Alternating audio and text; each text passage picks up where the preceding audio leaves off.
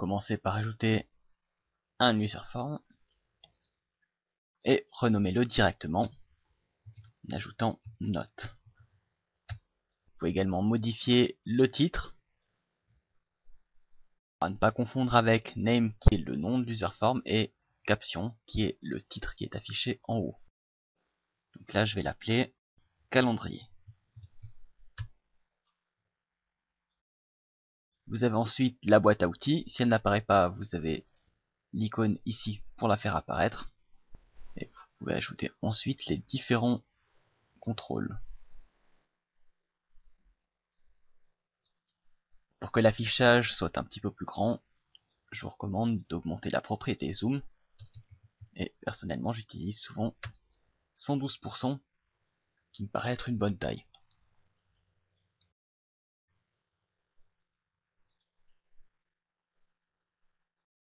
Un premier contrôle a été ajouté. Je vais commencer par modifier le contenu. Celui-ci sera pour la date. Et vous pouvez copier-coller ce contrôle pour gagner un petit peu de temps.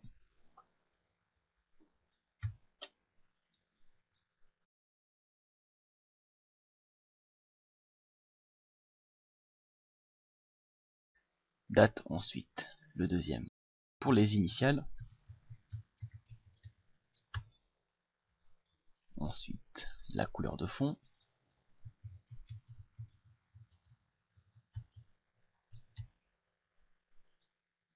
Et les notes.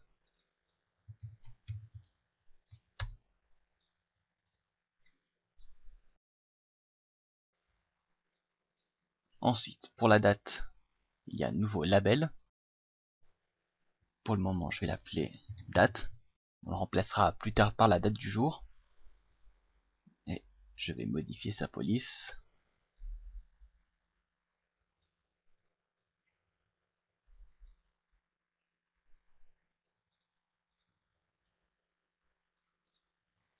Ensuite, une zone de texte pour les initiales.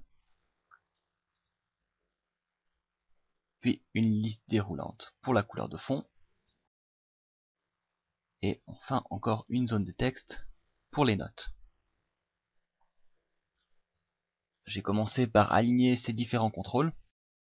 Vous pouvez sélectionner tous les contrôles en même temps et modifier la même propriété pour tous les contrôles. Donc ici, la propriété qui nous intéresse est left, c'est-à-dire la distance entre le bord et le début du contrôle. Donc je vais entrer une première valeur pour tester. 100, je vais réduire un petit peu cette valeur. Voilà, ça me paraît bien.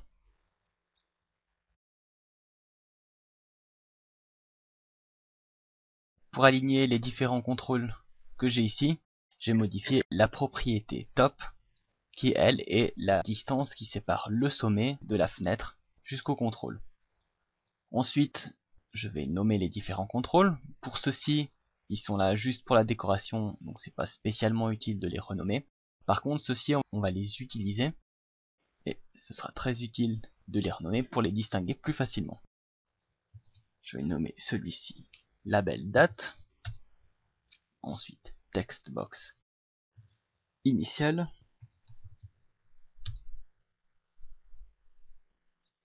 Puis combo box couleur. Et pour note, eh bien note. Voilà. Vous avez remarqué que quand je donne un nom aux différents contrôles, je laisse toujours le nom du contrôle. Ça permet de savoir immédiatement quel type de contrôle c'est. Vous avez text box, vous savez immédiatement que c'est une zone de texte. Même chose pour combo box qui correspond à une zone de liste déroulante. Il manque les boutons. Alors, un bouton de commande que je vais appeler annuler pour le premier.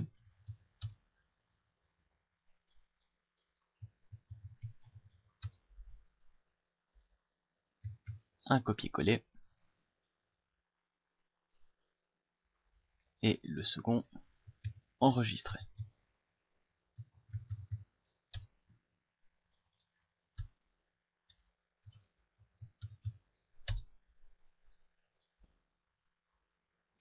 quelques petits ajustements.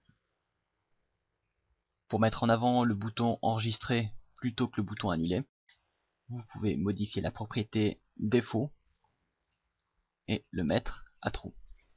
Lorsque vous avez un bouton annulé, vous pouvez immédiatement double-cliquer dessus, vous entrez Unload Me et vous n'avez plus rien d'autre à faire. Si je lance cette userform, je clique sur annuler, c'est réglé. Voilà, votre bouton annulé est déjà prêt. Pour limiter cette zone de texte à 5 caractères, vous avez une propriété qui est ici, qui vous demande la longueur maximum autorisée. Ici, je vais demander une limite de 5 caractères. Et si je fais un test pour vérifier, voilà, on se rend compte que c'est bloqué à 5 caractères. Je vais maintenant faire un test de prise de notes. Je vais rentrer du texte n'importe comment et je me rends compte que le texte ne va pas à la ligne et en appuyant sur Enter, il ne se passe rien non plus. Pour autoriser le texte sur plusieurs lignes, vous avez une propriété qui s'appelle multiline et qu'il faut mettre à true. Si je relance cette userform, je retape du texte. À ce moment-là, ça se passe bien. Par contre, Enter ne fonctionne pas encore. Donc il y a encore quelque chose à changer. Vous devez simplement autoriser le retour à la ligne avec Enter. Un nouveau test. Et maintenant, on se rend compte que tout va bien. Comme vous pouvez le voir, il y a une marge, qui est une marge de sélection. Elle est ajoutée par défaut. Si vous voulez vous débarrasser de cette marge, je vous montrerai comment faire. Vous pouvez sélectionner les différents contrôles et appliquer cette modification à tous les contrôles en même temps. Vous avez ici sélection margin qui est à true. On va mettre à false. Et à ce moment-là, votre texte est parfaitement aligné à gauche. Il y a également une propriété qui peut être très intéressante de connaître. Pour vous la montrer, je vais saboter un contrôle. Et je vais vous montrer ça tout de suite. Si j'appuie sur la touche Tab, on se rend compte que le curseur passe de ce contrôle à celui-ci, ensuite à celui-là, ensuite à celui-ci, et enfin à la liste déroulante. Donc, ce qui m'intéresse ici, c'est d'avoir d'abord celui-ci, ensuite celui-là, celui-là, et enfin enregistrer. Pour faire ça, vous avez la propriété TabIndex. Vous pouvez penser à la touche Tab pour vous en souvenir. Et le numéro que vous avez là indique l'ordre à suivre. Pour les initiales, il y a un numéro de 5. Pour celui-ci, que j'ai saboté avant, il y a maintenant le numéro 9. Celui-ci, le numéro 6, etc. Le numéro par défaut est attribué en fonction de l'ordre dans lequel vous créez vos contrôles. Donc, ces contrôles ont également un numéro. Celui-ci a le 0, le premier numéro, mais qui est inutile pour ce type de contrôle.